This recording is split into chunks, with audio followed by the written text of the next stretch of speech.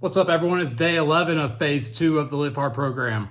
I just finished my second workout of the day. I did my 45-minute outdoor workout. And once again, I did a 40-pound ruck. I went a little over 2.4 miles today. Another hot day. It was kind of windy, so it made it not so hot, but there was times when the wind was stopped blowing and it was just rough. I said it was 102 real feel, 95 regular temperature. It was hot. As soon as I went outside, I immediately thought about not doing this at this time because it's only 4:30 right now. So it was probably about 3:45 when I started because I just got done. But I just ignored that thought. After about 5 or 6 minutes, I was already about all the way down one lap of my road, which I just walked down and back like 2.5 times, and that's takes the entire time. But by the time I made it down to the stop sign, I'd already given up on giving up. So I was ready to complete it, even though I still had 40 minutes left or whatever it was. I pushed through. That's just what you have to do. It's going to be hot. It was going to be hot later if I did it later when the sun went down. Maybe it would have been a little bit cooler, whatever. That's just more reason to do it when it's harder, when it's hotter. And unless you're just putting yourself in a dangerous position, if you're dehydrated or something like that, if you're dizzy, maybe you shouldn't do it. But I wasn't, so I got it done. I've been staying on top of my hydration anyways. I wake up and I did my Celtic sea salt, my first form of aminos, which is this. Pineapple orange banana is my favorite amino flavor from any company ever. And I've been taking supplements for over 20 years. So I got that mixed up. I take about 2 servings a day at least. But that doesn't count. Like, this bottle of water isn't going towards my water. You're supposed to drink a gallon of water, not tea or water mixed with Mio. It's water. Even though it's just water, you're adding stuff to it and it's not just water anymore. So I didn't make the rules. That's just what they are. And if you want to do the program correctly, you do the rule, follow the rules. And so yeah, I woke up this morning. I got my first workout done, did 2 miles on my treadmill. After that, I went to the gym and I hit back. Actually did 30 more minutes on the treadmill there.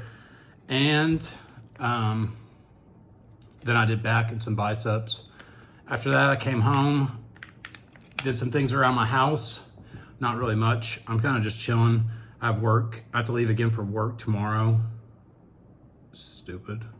But anyways, yeah. I hate driving back and forth to work. I also don't like working, but whatever. I got that coming up, so I work Wednesday to Tuesday day shift this week. So I'm just not looking forward to it. It's hot, it's windy out there in West Texas. It's stupid. There's idiots I work with. It's just a combination of things. I deal with it just because it's work for right now in this time. A lot of things are uncertain with work as far as oil field operations. Most big name companies are not drilling any wells this year. And if they are, they're not right anymore because everybody's cutting back. They're cutting frac fleets. Like Conoco, where I'm working, doesn't even have any rigs out. And they normally have several. Drilling new wells. They don't have any scheduled in our area till like the end of next year to be ready or something like that.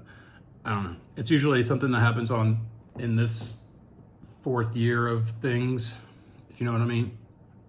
But that's why I'm dealing with it, just to have a job and it's steady, even though it's not every day like I'm used to, and it's less money because of that. It's nice to be able to come home while it's summer vacation for school, as far as school goes for Mackenzie, and do things with her.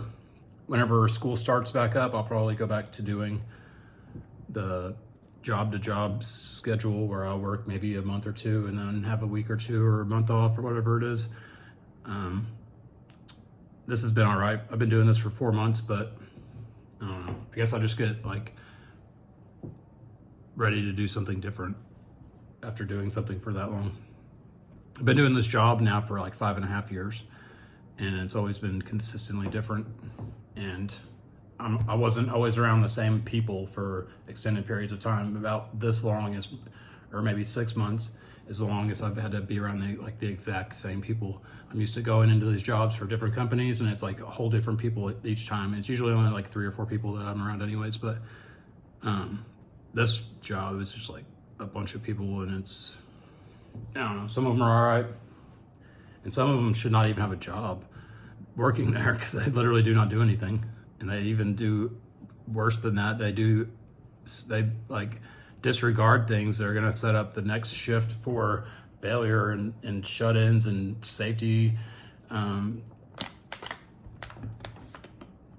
Just bad deal. But anyways, the thing I want to talk about today was whenever just like I'm just talking about how I hate doing that and I hate going there and it's annoying and all this stuff, and I still do it, it's because I'm not doing it for myself.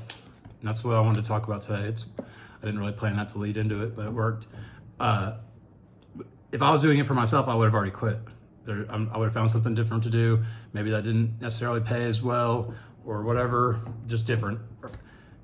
The reason I keep doing it and consistently try to get better at doing things and make more money in other ways is because of Mackenzie, my daughter. So I have that purpose, and that's my reason why I'm trying to do things and live this life and set the example and help change other people. And so she can see that that's her dad. She can have somebody to be proud of and look up to and follow in my footsteps and do it in her own way. And that's my reason. Your reason could be something completely different. You could want, I would say probably better.